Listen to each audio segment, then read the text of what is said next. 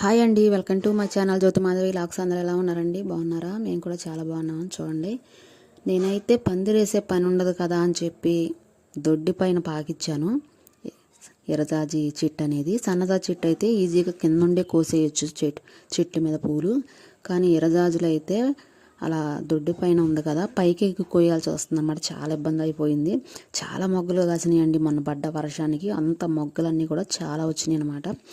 మూర పువ్వులు అయితే అయినాయి. మాల కట్టాను కదా నేను. సన్నదాజులు కోసిన తర్వాత మా పాప అయితే కుర్చీ వేసుకొని మరి పైకి ఎక్కి కోస్తుంది. చూడండి చక్కగా మొగ్గలు ఎంత బాగున్నాయో.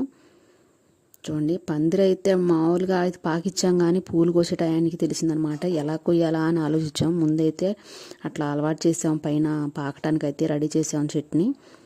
చూడండి, మా పాప అయితే పూలన్నీ కోసేసి ఏ గిన్నెకి ఆ గిన్నె సపరేట్గా చేసింది. ఒక గిన్నెలో సన్నగాజులు, ఒక గిన్నెలో అయితే ఇట్లా పెట్టిందని మాల కట్టేసాను. చూడండి ఎంత బాగున్నాయి.